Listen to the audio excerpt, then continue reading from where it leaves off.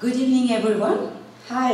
As the Embassy's press counsel, it's my great pleasure to welcome you tonight for this new French series event dedicated to digital diplomacy. For centuries, embassies had a monopoly when it came to conveying information from one country to another.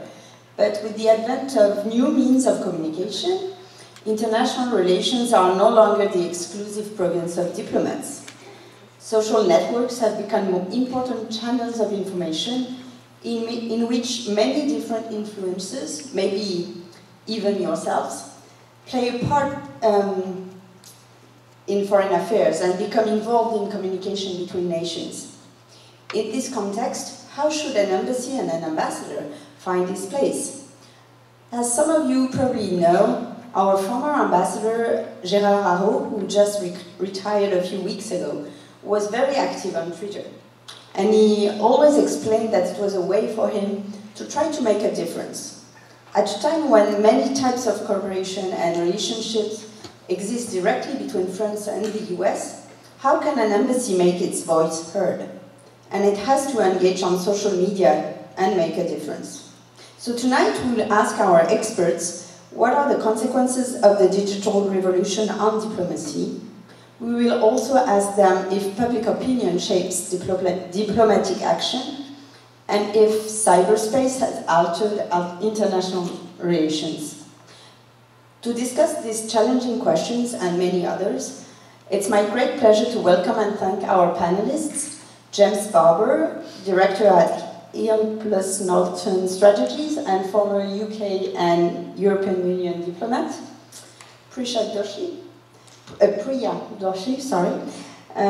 professorial lecturer at American University School of Communication, and Maura Whelan, founding partner of Blue Dot Strategies, leader of the Digital Diplomacy Coalition team in DC, and former Deputy Assistant Secretary for Digital Strategy at the US State Department. A special thank you to our moderator, John Hudson, National Security Reporter at the Washington Post, covering the State Department and diplomacy. Thank you all very much for joining us tonight, and please don't hesitate to tweet using the hashtag French series. I wish you all a very pleasant evening. Thank you.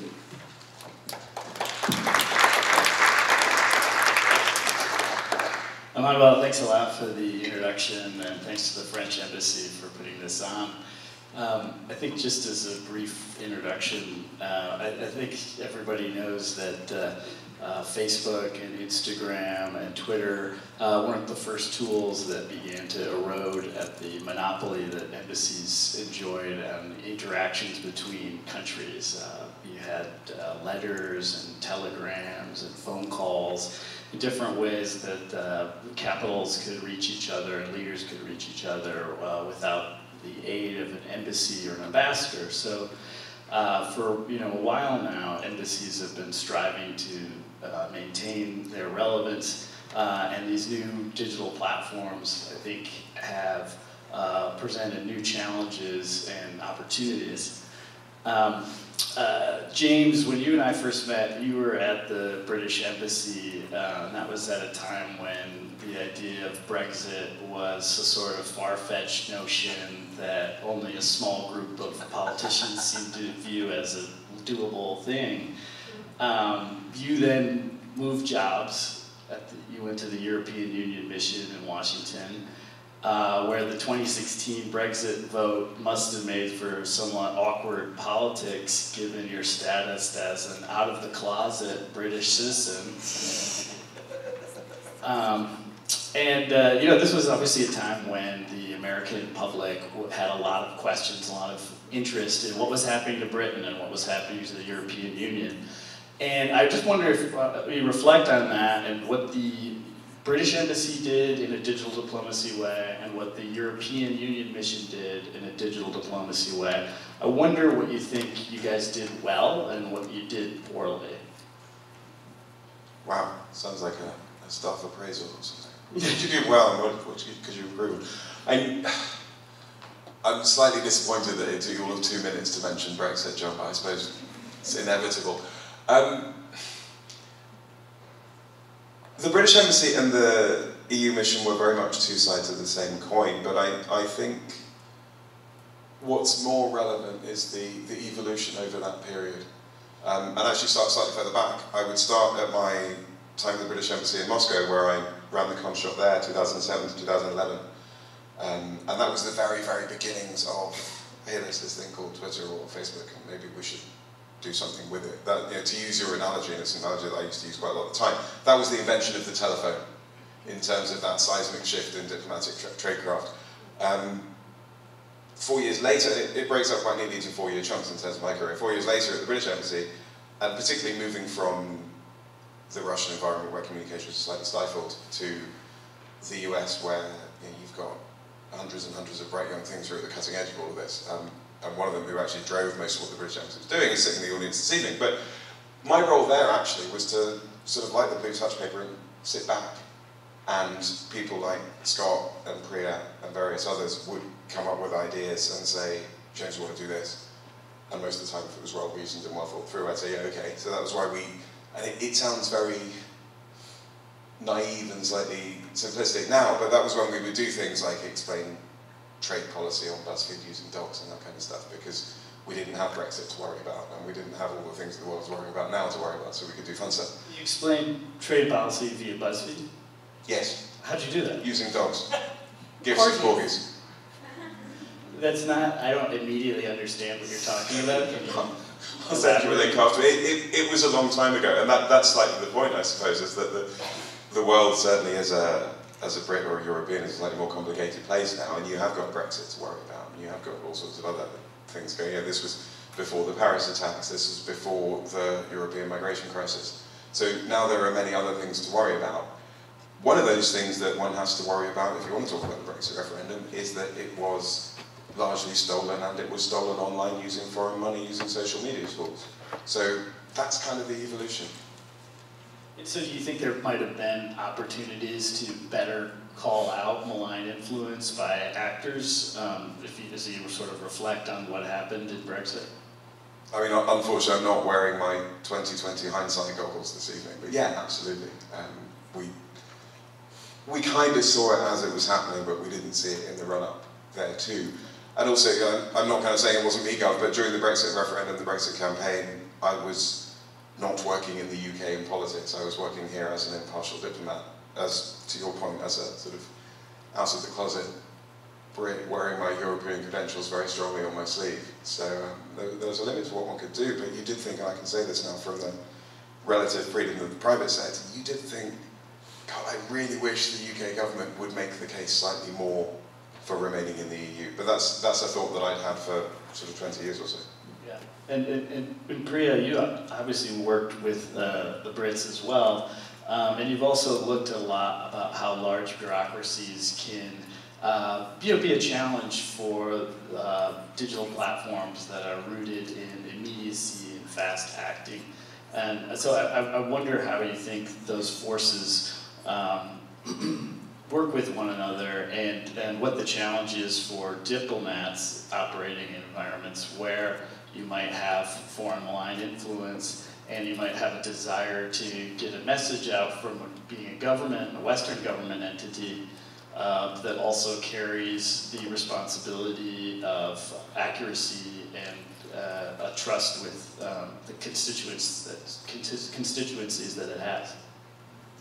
Yeah, absolutely. I think that for government, it needs to be in the digital space for obvious reasons, because the narrative will go on with or without government involvement.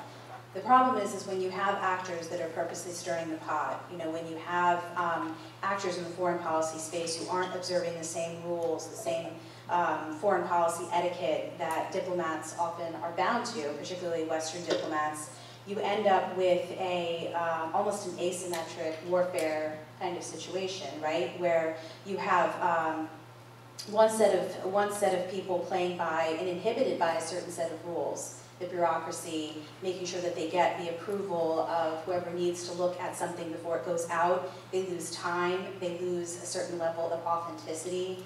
And you certainly can't call out somebody until you have all the facts either. So those rules, however, would not apply to somebody that's on the web for more nefarious reasons. Or for that matter, how do foreign leaders fare against the Twitter storm that is Trump, right? Because he doesn't follow any of the rules in the same way that a lot of the actors who are sort of using the internet as a form of war do either, right? He kind of does what he wants to do, and he's not hindered by those rules of foreign policy etiquette. Yeah, the speed and nimbleness, I think, is an interesting point, and Maura, I'm interested how you reflect on that as someone who was influential in the Obama administration on digital strategy. Do you know I think the critiques that the administration faced related to Russian malign influence was that it was not quick to call out what it was seeing, and was not fast acting, whether it was just meddling in the 2016 election or Moscow's aggressions in Ukraine, things like that. I wonder how you reflect on the Obama era when it comes to that issue of speed and what's lost when government processes wait. Well, I think that my colleagues have raised some interesting things, which is, there were some violations of the rules of diplomacy, but we were also sort of writing a new book, right? Like nobody knew, we didn't have enough time to sort of write down what the rules of Twitter were for diplomats. We were in the process of doing that. We were in the process of trying to make it reflect what diplomacy really looked like, and those would look like late night meetings deciding that Federico was going to tweet first about the Iran deal before John Kerry, because, and yes, we did have those meetings and those conversations in a way that we thought, hey, we're sitting here on the cutting edge, because when, seriously, have people convened a conference call to talk about who tweets first? And, so we really felt like we were, and we did see a lot of this. I've written a little bit about how I took a trip to Georgia and saw basically what the Russians were doing in Georgia. My next trip was to London we were doing a training, sat down with Facebook and my British colleague, and we said, hey, the Russians are do you see what they're doing in Georgia? And the response we got was yeah. All right, so what are you gonna do? Right. So I'm gonna go back and talk to some people. Why don't you go talk to some people, and we'll put our bureaucracies together and see what we can figure out. Right? Because at that point, it's not like we, the government, knew what the solution was. The last people Facebook were going to listen to was going to be the US government, and yet we saw this problem sort of rising, in front of us.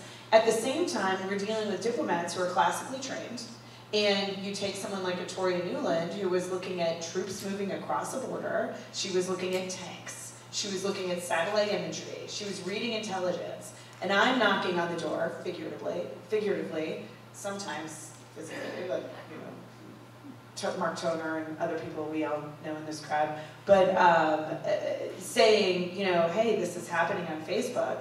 She was putting it in a traditional order of diplomacy, right? Obviously troops crossing a border was going to take precedent until the Ukraine Prime Minister said, you have to do something about this. So I don't think, it's a classic story, right, of diplomacy didn't keep up with technology. I don't think this is, in the annals of history, this is not something new. And what we're doing now is we're playing catch up, and I don't think we're quite there yet in terms of governments confronting a sort of pan-national entity like the social media companies that we see with an ability to influence conversation in non-traditional ways. I have opinions every day about the Australian elections or the elections in India that in the past would have been seen as sort of violating a norm of diplomacy to sort of cross that interest. And yet we all do it every day on our devices. Yeah, I do wonder if some lessons have been learned from the Western experience with the Russians. This isn't the most recent example, but I know that I've talked to British diplomats about their reaction to the Skripal poisoning. Obviously, this this incident that happened in which a former Russian spy was poisoned on British soil. And the Russians immediately denied any responsibility with it. And you know, I know I've talked to some British officials who said that you know, Britain was very quick to say, absolutely, actually this was the Russians, and they rallied what was the largest global expulsion of Russian diplomats in history at the time. And that was a really fast reaction, and I think it may have caught Moscow off guard, and it also, I think, showed what can happen when the narrative is seized very quickly in response. I don't know if this was a direct reflection of what had happened in the preceding years, but James, I'm interested in if you think that was sort of a lessons learned moment when you might not even have, you know, some British officials that I talked to acknowledged they didn't have 100% confidence that it was the Russians at the time, but the risk of waiting was greater than being wrong. I mean, there was confidence, but not perfect confidence. So I wonder if you think that was sort of a classic case in why taking a riskier, more forward-leaning strategy is the way to go.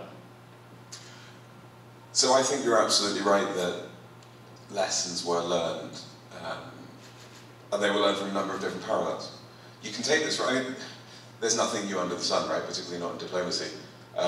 Georgy Markov gets stabbed on Waterloo Bridge with a poisoned umbrella, and that's way before we'd even thought of cell phones, whatever else, and nothing happened because what are you going to do? I went to Moscow just after the Litvinenko poisoning, and we learned a bit, and we protested a bit, and we expelled some diplomats, and the Russians expelled some diplomats, and then we went back to business as usual, and again, not much happened, really. I think we learned the most, or I think the diplomatic community learned the most, not from those two or any other poisoning or espionage episode gone wrong, but from the downing of the Malaysian airliner as part of the Ukraine, we're allowed to call it conflict situation, whatever we call it these days, I don't know. Because that speaks very much to your point about timeliness. It became fairly obvious to those of us that were watching what had happened, but pinpointing the exact piece of hardware, the exact finger on the trigger, the exact sequence of events took a while. It took a while for satellite imagery, for various photos and videos of the exact missile launcher driving into and then out of Ukraine. They all came out a few weeks later. But I think there were some lessons learned then, so apply those lessons to the Skripal poisoning, where it became very evident the same day that it walks like a duck and it quacks like a duck. And there is a chance, I suppose, that it might be some other rare species of bird that you haven't encountered yet, but it's probably a duck. And you then have to get ahead of that. And to your point exactly, there was a very careful, very coordinated, very well thought through, and you know, hat off to my former colleagues who executed it, very well executed plan to get ahead of this, get ahead of the story, and to pin the blame very squarely on the Russians. And I think you're probably right. I think there was a risk-reward ratio that had to be calculated there. So yeah, lessons were learned. I would also just say that I think the lessons were learned probably, I mean, from what all of us know, not just in the diplomatic circles, but in like GCHQ, right? The British intelligence deciding to allow more information into the public than, I think that was my shock when I saw some of these narratives come out of like, no, we're fact-checking this did not happen, this is what happened. I was like, wow, GCHQ,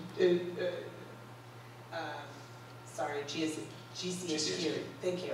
But that's, you know, a little forward-leaning. You're acknowledging some things that we wouldn't normally see. And to me, that is a direct influence of sort of this social media environment, how fast the narrative is moving, that they knew they had to, in a way that I just don't think we would have seen even 5 years ago. One of the more recent trends that I'm interested more if that you've spotted is just, you know, this week's news, we're looking at the European parliamentary elections, and there's another, you know, similar theme of nationalism and what role it's going to play and the way that voters elect their representatives. I wonder if you've spotted any particularly interesting trends in the digital diplomacy space related to these elections at all. I mean, we'll see the results, but yes, I think, you know, I don't know that these are hot takes versus, you know, kind of stating the obvious. One was, but I can tell you where I'm surprised. One, not surprised at the rise of nationalism, and I think it's that dynamic of social media sort of, you know, we would have to have that chicken or egg conversation of does it magnify what already exists, or did it create something new, that I think we're still in the phase of discovering. The other is the dynamic of the relationship between the EU and the social media platforms. You know, take the ad policy, for instance. You know, Facebook, Twitter, they did go to the EU and say, hey, what do you want us to do? Should we allow advertising? Should we allow French companies to advertise in Hungary, or should we not? The EU kind of said, well, we're gonna punt on that. And it was only when public outcry came back when Facebook said, fine, we'll make a decision. No, we're not going to allow French companies to advertise in Hungary. There was public outcry, and the EU demands that they reverse their policy, which they do.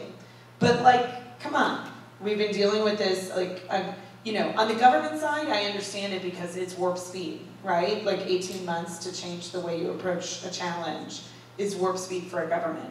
For a company, they were kind of on top of it. They were asking the question, you know, Twitter, Facebook, Google, they were asking the questions before before the government got there. And I think that's just like a notable thing that I sit there and I'm like, democracy, you know, if we're being realistic, elections have always been someone's always wanted to manipulate the outcome of an election, any election, anywhere. And there was too small of a population of people that were sort of guardians of the process, right? We all didn't like what we saw, whether it be Brexit, whether it be the US elections. We asked these social media companies to be our vanguards and carry the flag, to be the guardians of democracy, and now we're upset because they didn't measure up, right? I mean, there's some dynamics here that I think, I'm not excusing anyone, I'm not saying the companies don't need to step up and that all the efforts they've made are enough or any of that, but there is a kind of acknowledgement of my own field of diplomacy to say like, I mean, we weren't doing enough to guard democracy to begin with, and there needs to be a little bit more forward-leaning by the governments to answer these questions before if the company's coming to you with a question, you weren't doing it right? You're not there yet, and I think that's, you know, I think will go smoothly ultimately, but there are still lessons we should learn. Just because it goes smoothly doesn't mean we should say it was a pass. Yeah. Do either of you have thoughts on this when it comes to the role in digital diplomacy, when it comes to elections and interference, and where, you know, whether or not governments should be active or let private sector dictate the rules? Well, it seems like, you know, in that sense, Europe is far ahead of the United States in terms of really getting on the tech companies, right, and making sure that they're not allowing their platforms to be used in negative ways, really. So I know with Facebook, in regards to the European elections coming up, they proactively put out content, you know, reaching out to the public diplomacy community, talking about how they are trying to safeguard their platform from being used for negative, you know, essentially for inciting hatred or for creating, you know, fake content and that kind of thing. So I think that they've been sort of scared into this. I don't think if you didn't have the pressure coming largely out of Europe on companies like Facebook, Google, you know, and others, that they would really be, they'd still be saying, we're not a media company, right? I mean, they would still be sort of sitting back and saying, we're just a platform, and we all know that that's not the case.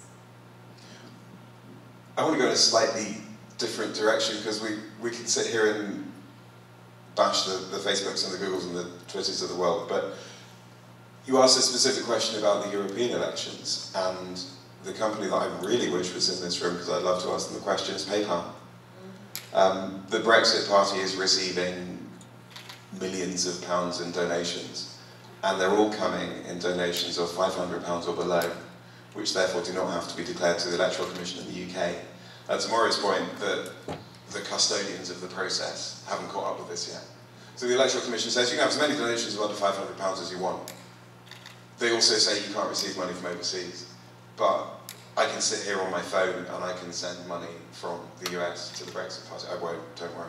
but I could, in theory, send money to the Brexit Party from my phone, and it's perfectly within the rules of the Electoral Commission, and it's facilitated by PayPal, who put their hands up and say, it's not us, mate, we're just providing the facilitation, we're just providing the platform, we're just providing the process.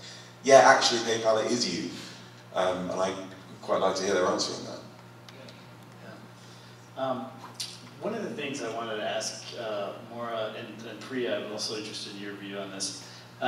It really, if you compare the Obama administration and the Trump administration, it really seems like we have an administration right now with a president who is really, truly the first Twitter native president, in the sense of he's actually using the platform in the way that it was designed to be used. Stream of consciousness, immediacy. There were a number of officials, not all of them, but a number of them in the Obama era that basically used Twitter as a sort of dumping ground for pre-written, pre-edited policy statements. These were not things that were just created in a stream of consciousness sort of way. And the president has been reacting to news and events and developments in a way that is sometimes so fast that you don't even know exactly what he's reacting to. And so I just wonder what your view is of that. Do you take umbrage to the notion that he might be the first Twitter native president, even though this platform came into maturity in the Obama era? Well, first I want to thank you for complimenting our press operation in the Obama administration and controlling our message so well that we probably frustrated you and your colleagues. Very much so. So I appreciate the compliment, and I'll take it. I think, you know, listen, the platform was designed so people could take pictures of the breakfast burrito and tweet it at their friends, and their friends would respond and be like, that looks really good, right? I mean, the idea that politics ever became a reality or became sort of prescient on Twitter or on Facebook was because people were having a conversation about it. Like, that's what ultimately got their attention in Silicon Valley. You know, I believe that we captured the best spirits of the platforms by empowering people. The thing that I think is really lacking from this, I'll eliminate my partisan beliefs because obviously I'm an Obama person, but the thing that I think is really lacking is the engagement here, right? So there's this, I mean, has he mastered broadcast? Certainly, right? But it's a one-sided engagement. It doesn't sort of recognize the conversational element of the platform. And I think that's spread throughout people in the administration, because there is a very noted reduction in Twitter Q&As, Facebook Lives, you know. I point back to, like, you know, dating myself, but using Google Plus to do, in the march to the attempt to, with the vote in Congress about Syria, you know, we realized we had to change the dynamic from going to think tanks and giving speeches to broadcast the message, and we needed to engage the public, and we utilized Google Plus to sort of have a conversation with the secretary, and that was one of the only times where we got to really answer questions from the public, right? And that's an element that I think is really missing. And it goes, to me, right up there with the treatment of the press. It's sort of this, like, I'm going to tell you what's happening and you're going to accept it. And whether that be on social media with the general public or whether that be on, you know, with the lack of press briefings, which is just an abomination, I think, you know, I wouldn't give him the first digital native president. I think that's going to go to the person that actually engages the public. I mean, at this point, my vote would be for Chase Buttigieg, would be like probably the most like he's actually engaging, and he's not even running for president.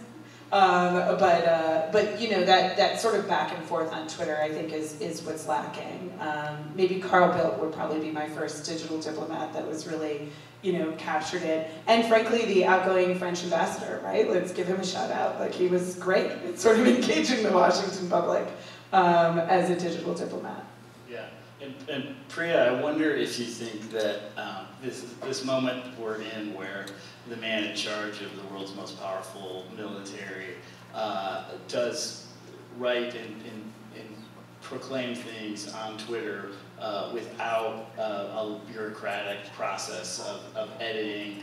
Is this going to be, will we ever see it again, or is it going to be sort of a watershed moment where the next media-savvy president also decides that he wants to, free himself from the bondages of bureaucracy and just tweet to the world multiple times a day? I want to think this is an anomaly, because I think that with Trump, I echo exactly what Maura was saying, because I think it's a very asymmetric way of communicating, right? He's using Twitter basically for three main purposes. One is to slam down anybody who criticizes him, which is certainly not a two-way conversation, because many people won't re-engage with him because they don't want to get into the Twitter fight with the world's most followed leader on Twitter, right? That's one thing. Two, he uses it to rile up his base, and in doing that, he alienates other people.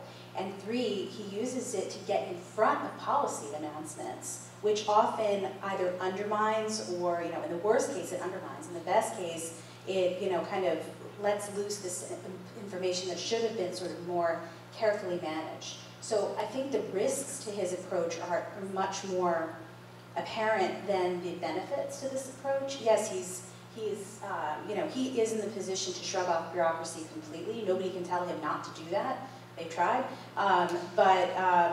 but doing it, to me, especially as leader of the free world, is a somewhat, really irresponsible use of a platform. James, there's one aspect of the president's Twitter use that I wanted you to weigh in on, when it just, and this is, the president has from time to time been bogged down by the national security establishment when it comes to resisting things that he wants to do. That he ended up having additional forces and resources in Afghanistan. We didn't pull out of Syria as quickly as he wanted to. There's really a long list of things that he wanted to do that the players around him, his cabinet, they really slammed the brakes on. But we have seen, as a way that he has tried to overcome that, or shriek above it, is through Twitter. And that's where some of the more bold foreign policy decisions have come out and really shocked the system. And I just wonder if you have any thoughts about how the dynamic is not just a way of communicating externally, but it can have an impact internally on a government itself. I think for those who spend a lot of their time thinking very carefully through the short, medium and long-term ramifications of very complicated foreign policy decisions, or trade policy decisions, or economic policy decisions, it's probably quite frustrating. But it's how different people use different tools, right? It's the same as rulers in the old days would employ the town crier to go stand in the middle of the town square, or again, to use your technology analogy from earlier, think about the invention of the megaphone.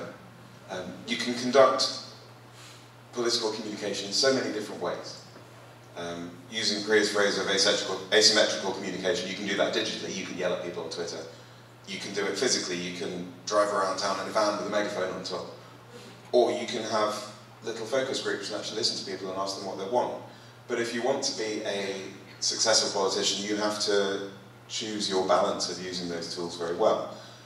I think, unfortunately, in a lot of cases, the populist who drives around town with a megaphone yelling, "You're all going to get free beer," is probably going to get more votes than the reasoned thinker who has little focus groups that says, now how are we really going to address the complicated policy issues we want to talk about? So, if you're one of those people who spends their career thinking up ways to address complicated policy issues, and you then find yourself working under the ultimate direction of someone who prefers the megaphone, I should imagine that's very frustrating. Priya, I was wondering, to you, what is the most exciting trend in digital diplomacy that's happening right now? Yeah, that's a good question. I think what we're beginning to see finally is a better two-way exchange. There's a lot of really great examples of that going on. And at the heart of that, the content has to be something that's really relevant to the people you're trying to reach, and that your content has to be specific for the platform, right? So most tweets in the world are in English, but Twitter is not necessarily always the best platform for you know, real kind of heavy engagement that, you know, perhaps Facebook could give. But looking outwards, you know, from the platforms that we know already, we see some world leaders, we see some governments getting more active on the social media platforms that are more relevant for youth, like Instagram and Snapchat, you know, which are far behind in terms of their usage right now by members of government, but we can see that happening. I've also seen some research recently on things like the use of geotags, you know, in order to identify populations and really kind of go to where they are and talk about what they care about, as well as this ability of social media to reach marginalized groups who otherwise people in government never really get to talk to. So it can be used for those things, and I think that the most forward-thinking governments, you know, and MFAs are really doing that. And they're doing it successfully, but it takes a lot of willingness to hear negative feedback, where there's always the risk that the message that you put out there is not received in the way that you intended, and governments have to be ready for that. And Maura, as you've traveled around and looked at different examples of digital diplomacy, is there anything that excites you, especially maybe in the developing world?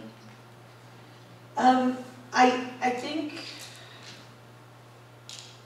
just that the lessons are being learned faster, right? That the translation from social media being concentrated as a communications tool and being instead adapted as something that governments have to utilize not just to communicate but also to listen is happening faster. So whether it be, you know, the World Bank utilizing WhatsApp to engage civil society in a more active and ongoing way, whether it be, you know, developing countries sort of hopscotching and learning lessons faster in terms of how they develop their own plans. I think there's a lot of, to me, it's one of the best places where I see diplomats being able to sort of cross over and share plans like, hey, this is, you know, I mean, you know, we're here, but like the way the French handled the French election was definitely a model for a lot of the rest of the world of like, okay, a lot of that worked with the Macron leaks, a lot of those standards of the media rules, the way information can be reported, you know, all of that worked. Maybe those are some good tactics that we can import into the rest of the world. Maybe the media education and the digital education and sort of digital hygiene tactics that we're learning are sort of migrating faster. And governments aren't sort of holding on to it. They're sort of, you know, the model of like, okay, well, you know, GDPR may not be the greatest thing, and we can have a whole other panel on GDPR, but like somebody jumped into the pool, right? Like, I mean, somebody gave it a try. And so I think that quick adoption, governments are trying to get there, but it's not just limited to one office, to me. So it's not really a social media tool per se, but you know, I like that they're finally catching on. 'Cause especially when you were like in that role where you're like, so there's this thing called Twitter. You should look at it, right? Like, I mean, we've come a long way since then. And by the French example, do you mean in terms of sort of having a media blackout ahead of the elections, or what was particularly impressive to you? Yeah, I mean, the media, both the notifications to the public that the media blackout was going to happen, the preparation of the public that, hey, there may be information out there that's being manipulated, and you should watch it. The media blackout, but also that sort of culturally carried over onto social media, right? Like people sort of stopped it themselves. I mean, there are a few of these dynamics happening, right? Like after Bataclan, there was sort of the cat video dynamic when they were, going through the streets of Brussels and people were saying, don't put this on social media, and people started posting cat videos. I mean, like there's this kind of, we're depending a lot on civil society, I guess is what I'm saying, and I really like that dynamic. Because it shows, I guess, in a weird sense, that social media and governance is working together if civil society is using it as a tool to better get what they want out of the system. Yeah, I mean, I think the media blackout and the notion that you have the press sort of be restrained in reporting on it. Yeah, I've always looked at that as something that would be probably never duplicated in the United States. And even upon a lot of the serious reflections that happened after the leaking and the stealing of Democratic operatives' emails and the Podesta leaks, I remember when that was happening, and there was some awareness at the time that these were obtained in an unsavory way. But I really find it very unlikely that in the U.S. media environment, where we so prize our ability to report on things unfettered from government regulation, that we'd ever restrain ourselves from saying, oh, hey, we're not going to report on this very likely candidate's emails and internal deliberations, very likely president, actually. And so, I mean, maybe more environments are more accustomed to this than others, but James, I'm interested in your view on how well these things can be duplicated, from the home of Fleet Street, where you're from, but also, in the United States. Yeah, interesting you mentioned Fleet Street, because the direction I was going to go, slightly picking up where Maura left off, was I think where we're getting to is an acceptance that there is no digital diplomacy as such as distinct from old school diplomacy. It's just diplomacy. I'll put this back to you as a journalist. Are you a digital journalist or a print journalist? You're not. It's just what you do, and you do it using this suite of tools, some of which happen to involve electrons moving around bits of copper and some of which don't. And I think that's kind of where we've got to. But I think and it's taken us a long time to get there. It's been a long sort of process of a decade or so of saying to diplomats, if you're not using these wonderful new, now not so new digital tools, you're not doing your job right. I think we finally got there, or at least we're getting there. But there's a complacency there that we need to guard against. And I think diplomacy has taken longer to get there, certainly far longer to get there than the world of the media or than so many other industries. The question is kind of where we go next. What's the next bit of disruption that comes along to affect how the tradecraft evolves? Is it blockchain? Is it the way that blockchain affects authenticity of communication? Is it, I got on my high horse earlier about funding and fund transfers, and is it that? But there's bound to be something. So just as we think, great, we finally caught up with these new technologies and we can use them and we can just about kind of get a handle on their use by those who would harm us, then something else will come along, and that's what we need to be cognizant of. Well, I want to move towards questions to the audience, but I do want to ask you, Priya, if you think that what James said is, you see it the same way, as there's really not actual digital diplomacy and public diplomacy, they're one and the same. Yeah, I definitely agree. I think that at this point, if you're not in that space, then there's something very wrong with how you're doing your job, right? You have to be there. And the question is, how do you do it well? Because it's not even so much about content that is, you could try to be engaging, but you need a partner on the other side. And one of the challenges I think that a lot of governments are facing is that there is just an overflow of information, for all of us.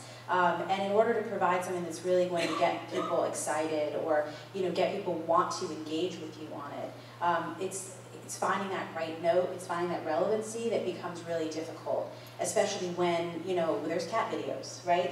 So why does somebody want to read about something that you think should be highly relevant to them, a scholarship opportunity that your country is offering, for example, or something like that, when there's just too much junk food on the internet. So I think that's a real problem that diplomats will have as they try to make a stronger presence in the digital space.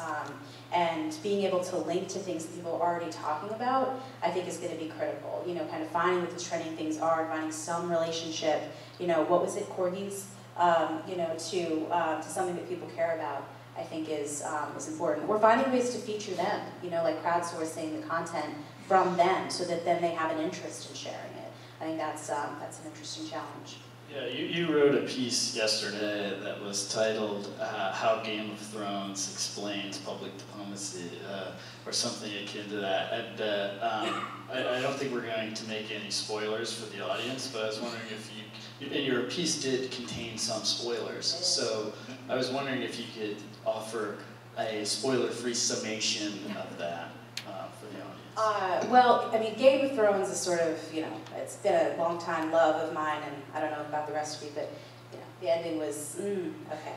But anyway, so I've been thinking about sort of public relations lessons and public diplomacy lessons from the show, and it seemed to me that watching the arc of this character, I'm sorry if, you know, nobody knows what I'm talking about, but Daenerys Targaryen, you know, in her former continent, doing such a great job as being sort of a champion of the people. But then the minute she sets foot on Westeros, the writers were in a huge hurry, you know, and in 2 seasons, she's made no friends and influenced nobody on her new continent.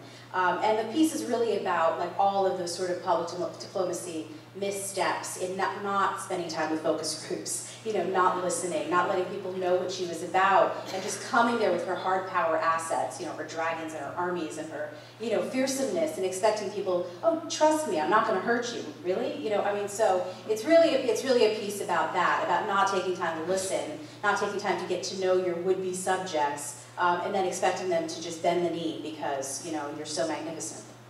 Yeah, well, I think there's a lot to unpack here, and I want to kick this out to the audience because I think there's probably a lot of burning questions about our expert who has this wealth of knowledge about Game of Thrones. Right here, front row, For your vision. in the wonderful rose skirt.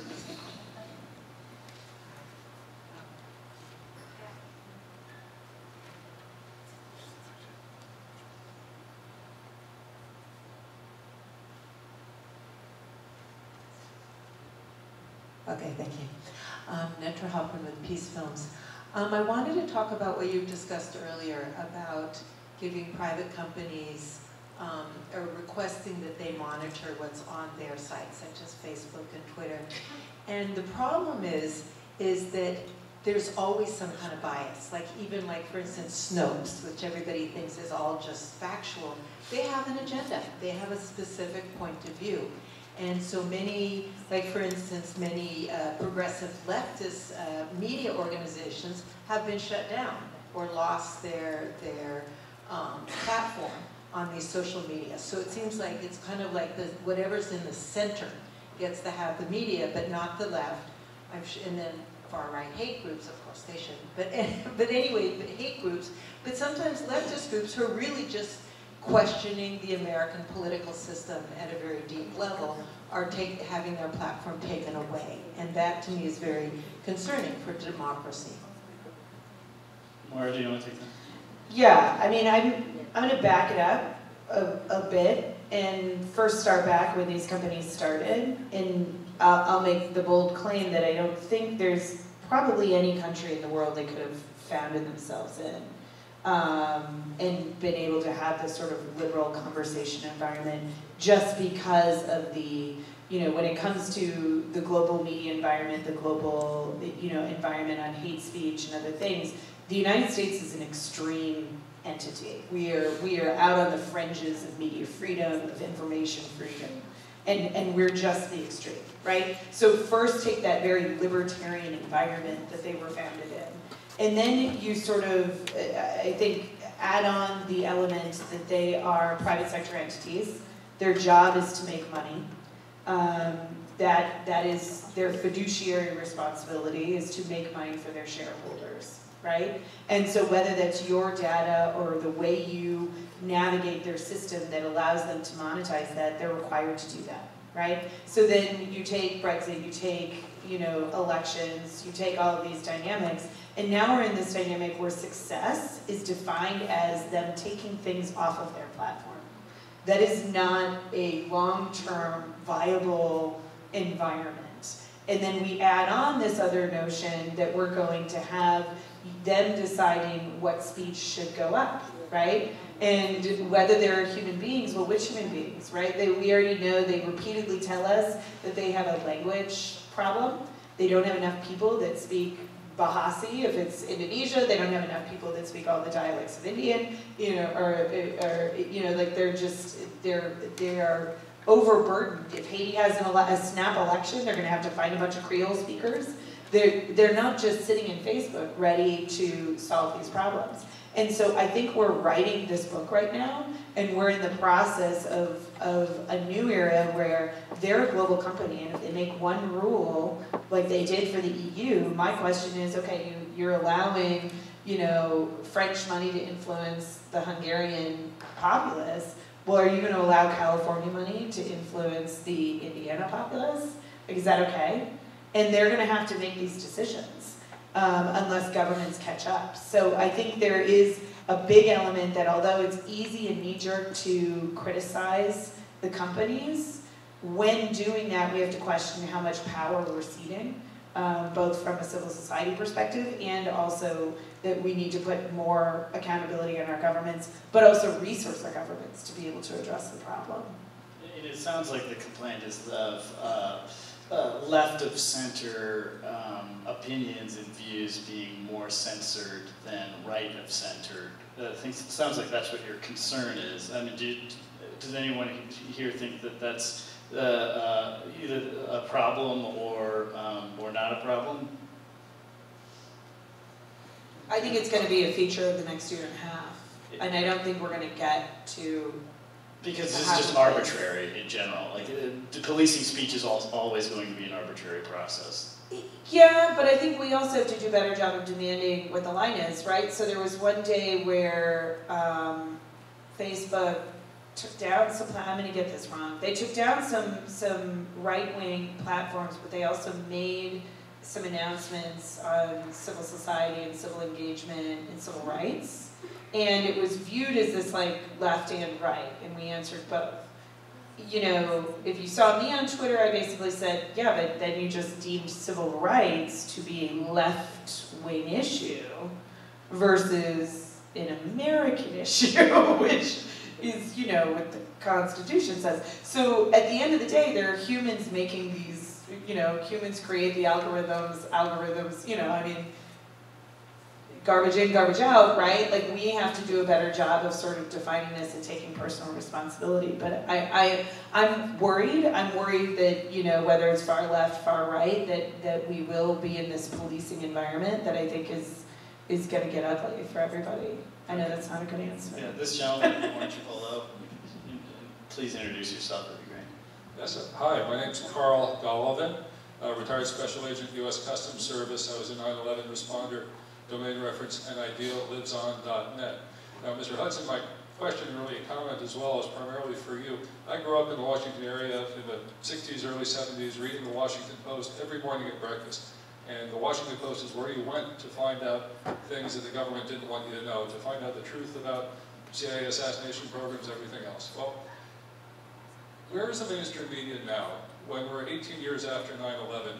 And a Frenchman, I'll give credit to here in the French Embassy, Thierry Meissen in 2002 wrote a still very useful book, 9/11, The Big Lie. As a responder, I'll say there is evidence of controlled and explosive demolition in the 3 towers that came down in New York that day. Trade Centers 1, 2, and 7.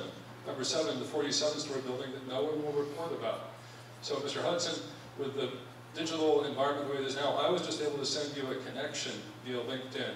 So I'm going to ask you to interview me as a responder, and I'll introduce you to hundreds of architects and engineers who will help you break the story that your editor, Marty Barron, will not let you break. Because I've handed him documentation of this issue. So, I shouldn't go on, but... that's okay, that's okay. Definitely, you've got me on LinkedIn. Such as this is one of the few places one can speak the truth to a Washington Post reporter. I was just at an event at the Post where no questions were allowed. So thank you, French Embassy, for hosting this event.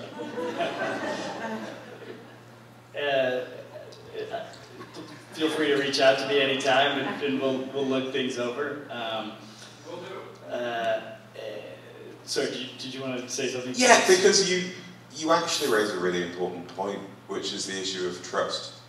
And again, some of the social media platforms are starting to help with this. There's now a little info button, so you see a story pop up on Facebook, you click info and it gives you a little bit of information about the source. Didn't used to be there. And that's helping audiences differentiate from, you know, what's a credible news source, what's a less credible news source. It's not perfect.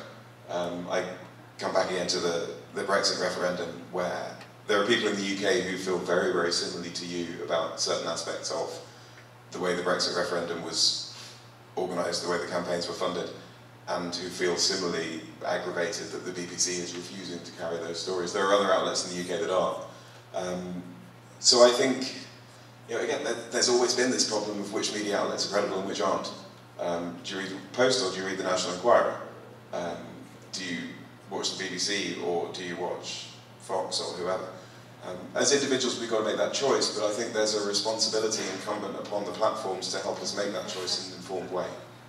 Yeah, and I would just add that I didn't come here being prepared to debate whether or not 9/11 was an inside job, but I will say that the newspaper every day is working tirelessly to uncover information that is not in the public space. And you know, you see it every day about internal deliberations related to our posture towards Iran, Venezuela, and North Korea, and we definitely take the mission very, very seriously. This gentleman in the yellow tie. Oh, or actually, sorry. No, we'll go. Yeah. Is it okay if I say, because I have the mic? My friend. Yeah. Go ahead. Hi, I'm Helen Liikanen-Ragnar. I'm the press counselor at the Finnish Embassy, and thank you for a very, very interesting discussion. But I have one question. You talked about governments taking part in digital world, and I feel that in embassies today. Yes, we do represent governments, but being in the digital world, I mean, you're supposed to be a person. I mean, we, in our embassy, we encourage all of our diplomats to take part in the discussion and kind of convey their views on things, but obviously it's not very easy, because as a diplomat, you learn to convey a certain message. And this is something that I struggle. I come from the I have a journalistic background, so I obviously see things a little bit differently than many of my fellow diplomats. But I would like to know what you guys think about having many different voices within one government. Or do you think that one government should have just one voice and every diplomat should, because I know different countries have different policies. I know US State Department doesn't necessarily allow many of their diplomats to, if I've understood correctly, they don't necessarily tweet or do as much as smaller countries maybe do. But I would like to know what's your opinion on this, and should all diplomats tweet or be in the social media? Should we encourage like multiple voices within one country? Yeah, Maura, do you want to take that one? Sure. Yeah, they made that policy after I left because I completely disagree with it, and I'll tell you why. One, I think it's naive to the future, right? Like, people are sort of creating their digital identities in the same way they're discovering their personal identities now. You know, when you are a teenager and you get your first, Instagram, that kind of thing. And as they become diplomats, I think that's something we want to welcome into the diplomatic corps, because just as a diplomat shouldn't go stand in the bar and dance on the table unless you're James. He's done it, I think, not that it's been on Instagram. But meaning handling yourself with decorum, handling yourself according to the message is why they pay you the big bucks, and why you've been asked to go and represent your country overseas, whether that be in a meeting or in a digital environment. To me, that's the same. I would add, again, on the US side, one of the issues I argued with was they said, no, it has to be at UK, or whatever it is.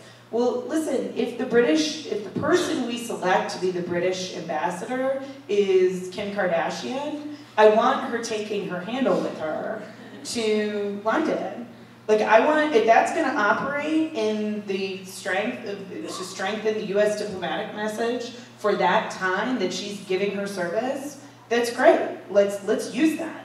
And, you know, I think we're all cognizant enough of how Twitter works and Facebook works that we understand when she leaves, right? Like, this is not a hard concept.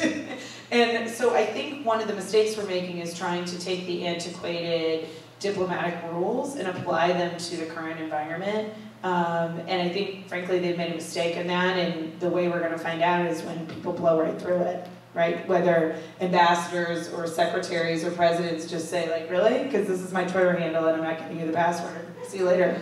Like, what are you going to do to me?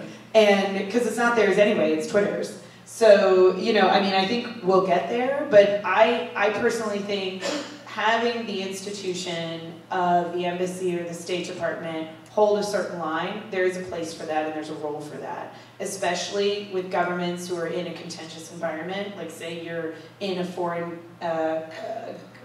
community where the governments are not in agreement, that people-to-people opportunity is huge, and in the end is the thing that's going to salvage the relationship. That allows then more space for the individuals to sort of distinguish and have those conversations in their own right. So it's interesting because Nikki Haley, before stepping down, had to relinquish her Twitter account, citing State Department regulations that were made just after Obama left office. She was upset about it. She tweeted about it publicly in a bid to renew followers on her new account, which was then linked before. And in a outburst of bipartisanship, Maura said that actually Nikki Haley's right, she should be able to keep her Twitter account. So you really did bridge the divide there. It's my salute to bipartisanship.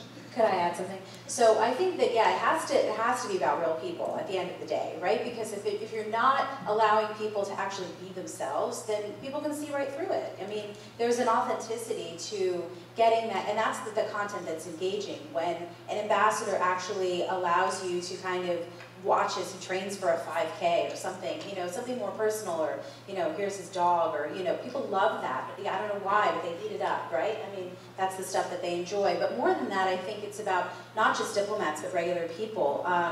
The Swedish tourism had a really famous campaign, I think, a couple of years ago, Visit a Swede, right? This phone number that they put out there in the world for people to call and talk to anybody from Sweden. I know it was highly risky and they definitely got trolled, but at the same time, it was really like a great, it was a great attempt at transparency, you know, and really connecting people to people, as opposed to really micromanaging that message. And that is not what the digital space should be about.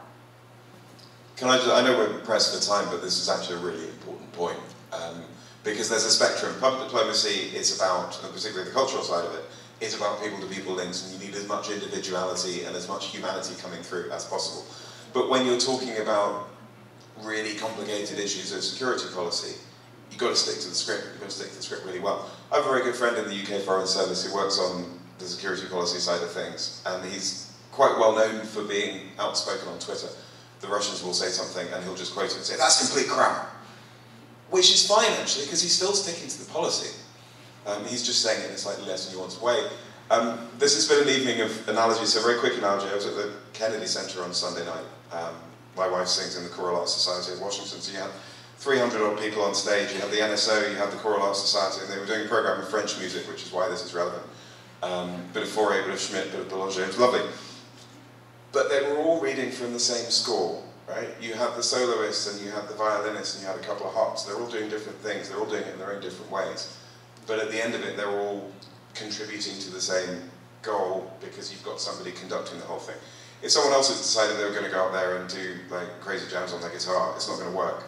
So if you're communicating as part of the government, fine, do it your own way, add some nuances, but you've still got to ultimately stick to the script. Because to go back to where Maura started, if you can't handle yourself with decorum online, you've no business being a diplomat. Yeah, and I remember we mentioned the Russians again. I'd be remiss if not pointing out we have the distinguished spokesman of the Russian embassy here, who I should point out the Russian embassy in Washington has one of the most nimble Twitter accounts around in terms of reacting quickly to the day's news with photos and humor and jokes and different things like that. We have a question from the man in the yellow tie. Yeah, thanks. Just a quick comment. As a diplomat of some years standing, you know, when you're really honest in an open environment as a diplomat, and even worse, if you're accurate, it's a good way to end being a diplomat. Something I think you should keep in mind. I'd like to ask something of our journalist friend here, John. You know, you were saying how, the panel was saying that Mr. Trump is limited in the way he uses his Twitter account. It seems to me, not necessarily agreeing with his underlying objectives, that he's brilliant. And he gets ahead of the message. He repeats the message. He's got massive following. And then he's helped by his allies, like the Washington Post, which carefully reprint all of this crap that he's sending out, just in case anybody missed it. Now, obviously, his target population may not coincide heavily with subscribers to the Washington Post, but I think it's a problem. And I'd be interested in your views about repeating, as a major newspaper, things which are inaccurate, unbecoming. We could go for a long list. And just one last comment for Professor Doshi. Hard power can be a problem, but you know, if you didn't bend on your knee to Genghis Khan, it was actually a pretty brief experience of liberty. Apparently Daenerys Targaryen too. Well, I'd say my only response would be that I think any reasonable reading of the Washington Post would not sustain the argument that we simply just publish the president's thoughts without context, without fact-checking, and without information that would be relevant to readers in an open democracy. But I did, your point about him being a particularly savvy media president, arguer, provocateur, all of those things is certainly well taken, and I think that's why I wanted to present this to the panel on whether or not we've seen the end of a Twitter native presidency, because it is truly unlike his immediate predecessors in terms of being so quick reacting, so unilateral when it comes to putting out messages after just leaving NSC meetings, after difficult decisions were made, and coming out with his own message. It's truly unique. Yeah, I mean, points taken. We had some other questions. Yes, ma'am. I can speak loudly. Oh, we'll bring a microphone. Oh, we'll get back. You have a sensor in the garden. Yes. Hi, my name is John Goldman. I'm the digital director at the Embassy of Israel. I think digital diplomacy is interesting because it does rely entirely on these private companies in order to accomplish it. And I think we in the sphere have a tendency to think of these companies as existing in perpetuity. When the reality is, the private companies, they rise and they fall. What danger do you think that could present in the future to this new era of diplomacy? Any of you guys want to take that on in particular? The rise and the fall of the companies? Well, these companies that we utilize might not be around in, say, 3 or 4 years. What does that mean for the future of this? It's a very good point. If Jack Dorsey decides to turn Twitter off tomorrow, what do we do? Because he can. I'm not. I'd be okay with that. or if Twitter goes the way of Frank. Get a hobby. Yeah, or Google Plus. Yeah. More its best platform. Just kidding. Yeah, I mean, I think it's an interesting question, and it's.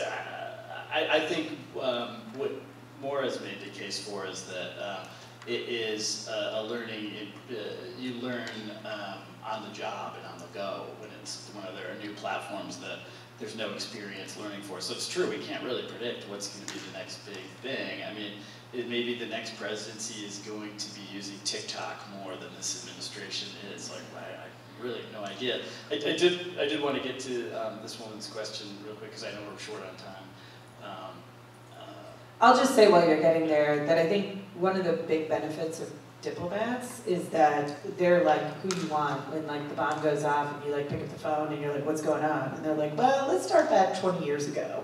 And in 10 minutes you know everything, right? And you know, I would run into PR firms that would constantly say like, you know, you could do that and understand what's going on in social media, but then you need like an office in every country in the world. And it was like, oh, well, we have that. So thanks.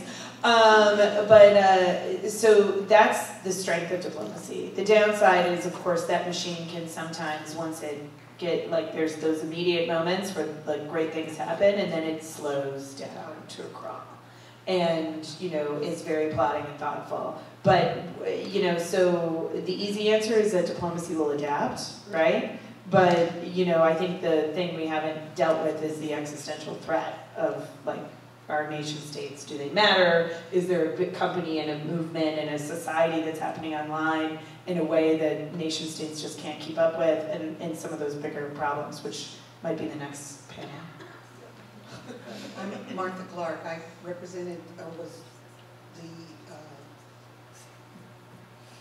representing the Department of Defense on U.S. negotiating team before the World Trade Organization, which brought a basic telecommunications agreement into being February the 5th, 1998.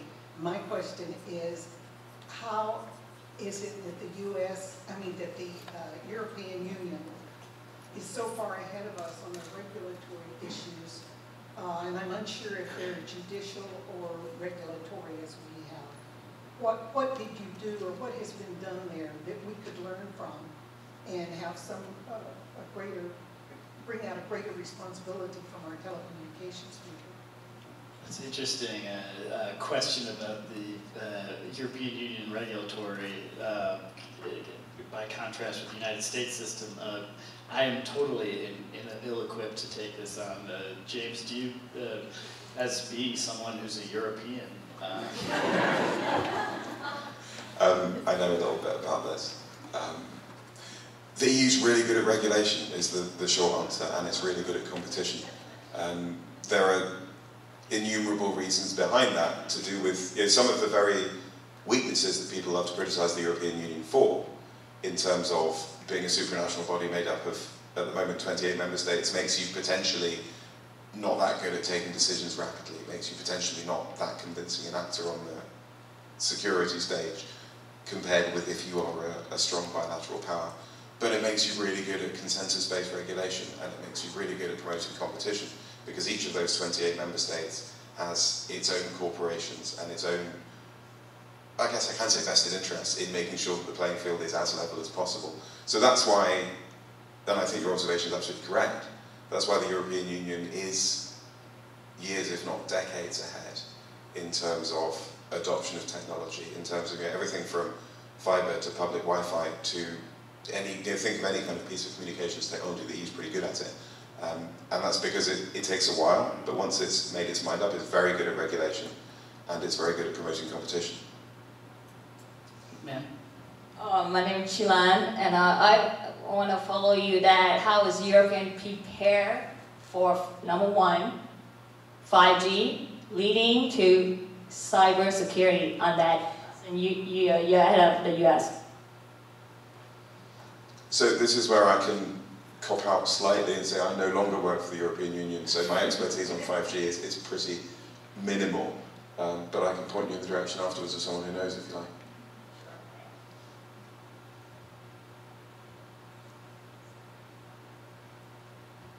Okay, last question.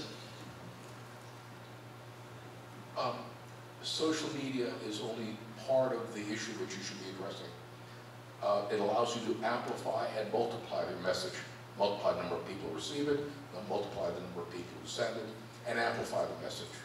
But there's been an important other piece that this group has not addressed, and that's big data and data analytics that allow you to target your message for vulnerable and positive audiences.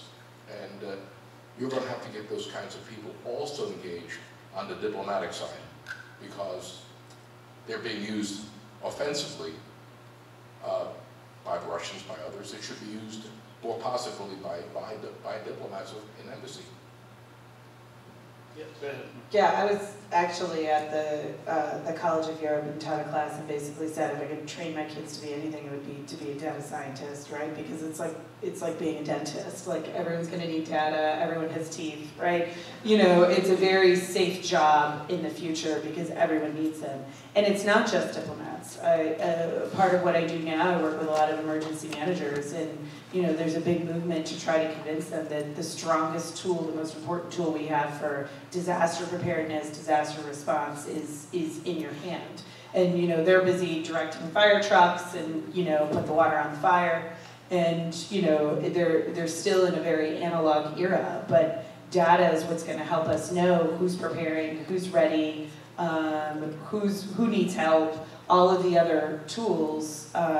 So I agree with you. One of the things we're still grappling with is these are different offices. You have the office that pushes information out. You have the office that collects information. You have a diplomat sitting up on top. You have, you know, I mean, we're still waiting for that convergence to happen in a more mature way.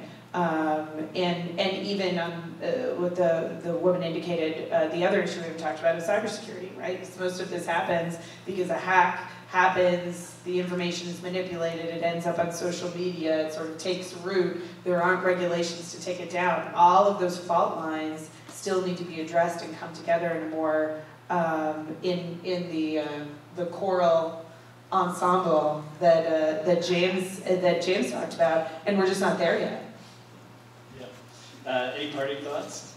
No, I mean, to that I would just add that I think that is definitely another challenge, is how do you pierce a filter bubble, right? Because so many of us live in our own filter bubbles, and therefore we just don't see a whole swath of information. And that's true for anybody that diplomats would want to influence too. You know, it's how do you actually get through all of the stuff that they're sifting through in order to reach them.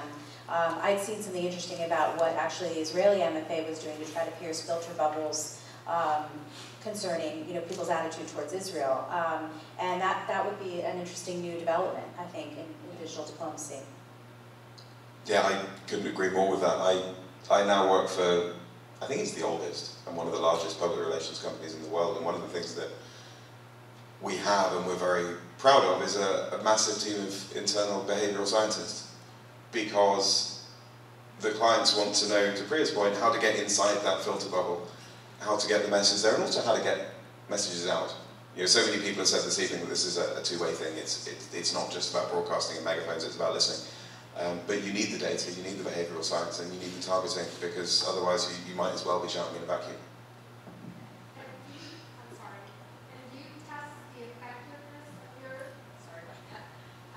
And do you test the effectiveness of your messages once they're out? I mean, do you have a research feedback to know whether or not the target audience received and was, quote unquote, influenced by what it was that you were seeking to do?